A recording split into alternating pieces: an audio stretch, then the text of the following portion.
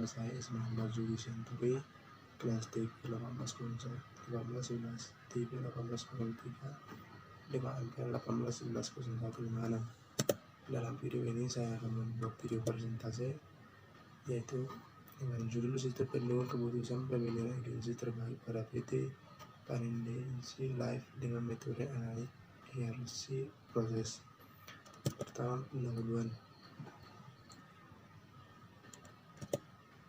Masa depan adalah sesuatu yang tidak pasti dan penuh risiko, sehingga perlu membesarkan diri untuk menghadapi segala risiko yang mungkin terjadi, baik risiko yang akan terjadi pada siapapun. Panin Life adalah salah satu perusahaan asuransi jiwa terkemuka yang telah melayani masyarakat Indonesia selama dari 40 tahun. Merupakan bagian dari Panin Group of Companies yang bergerak di jasa industri dan jasa keuangan. Didukung jaringan pelayanan dan pemasaran melalui agensi, karyawan, serta berbagai mitra bisnis di berbagai kota terbesar di Indonesia. DNIC Life adalah merupakan salah satu perusahaan asuransi jiwa terbesar di Jepang untuk mempunyai pengalaman dari 110 tahun dalam industri asuransi jiwa dengan jaringan bisnis internasional di berbagai negara di dunia. Yang kedua, kajian pustaka. Pengertian sistem.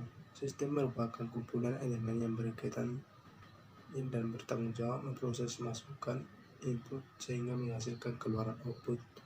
Ada dua kelompok pendekatan dalam mendefinisikan sistem. Ada yang menekankan pada prosedurnya dan ada yang menekankan pada komponennya. Yang kedua, keputusan. Tujuan dari keputusan adalah untuk mencapai target atau aksi tertentu yang harus dilakukan. Tahap-tahap pembuatan keputusan yaitu mengambil keputusan dilakukan langkah-langkah sebagai berikut. Yang pertama, identifikasi masalah. Yang kedua, masalah pemilihan metode. Yang ketiga, pengumpulan data yang dibutuhkan untuk melaksanakan model keputusan tersebut. Yang keempat, mengimplementasikan model tersebut. Yang kelima, mengevaluasi sisi positif dari setiap alternatif yang ada. Yang keenam, melaksanakan solusi terpilih. Sistem pendukung keputusan atau SPK. Sistem pendukung keputusan atau Decision Support System atau DSS merupakan sistem informasi interaktif yang menyediakan informasi, pemodelan, dan manipulasi data. Sistem ini digunakan untuk membantu mengambil keputusan dalam situasi semi terstruktur dan situasi yang tidak terstruktur, di mana tak seorang pun tahu secara pasti bagaimana keputusan harus dapat dibuat. Konsep dasar sistem.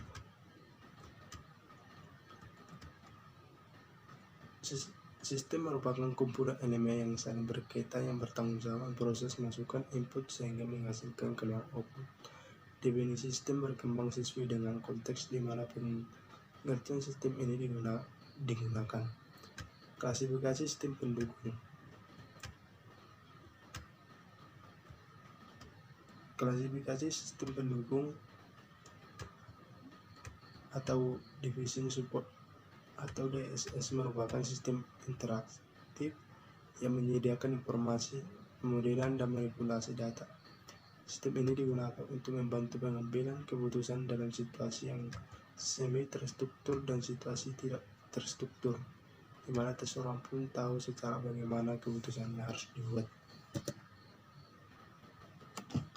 Yang berikutnya, metode penelitian.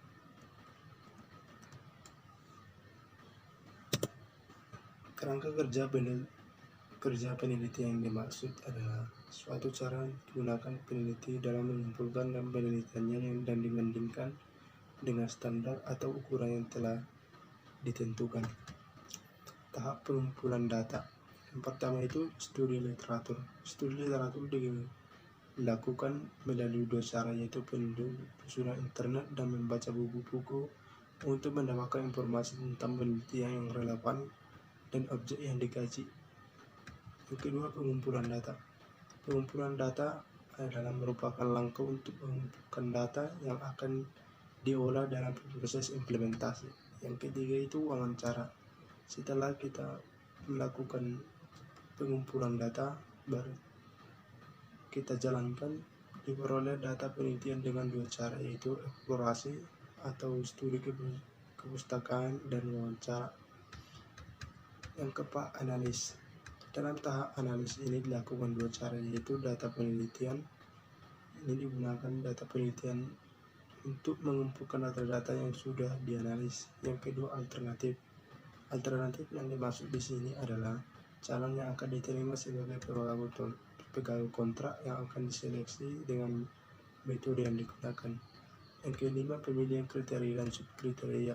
Tahap ini dilakukan pemilihan kriteria dan subkriteria yang sudah diterapkan dan dari tempat pemilihan sesuai dengan hasil wawancara yang sudah didapatkan.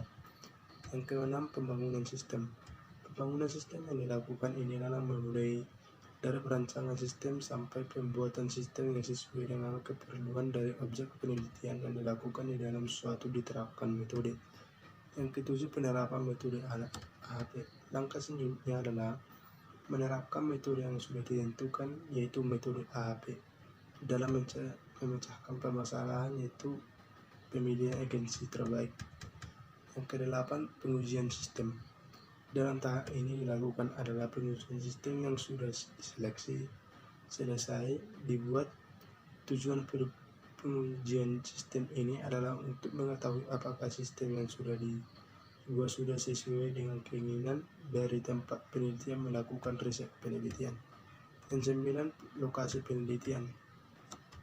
Yang diteliti pada tempat tersebut adalah tentang agensi yang ada pada cabang yang disediakan, serta meneliti kriteria dan alternatif yang digunakan dalam penelitian ini.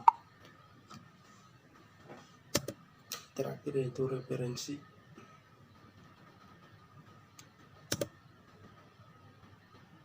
Ini saya buat referensinya ada 9.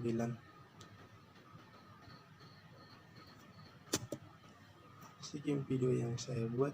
Kalau ada tutur kata yang kurang jelas, saya mohon maaf. Terima kasih.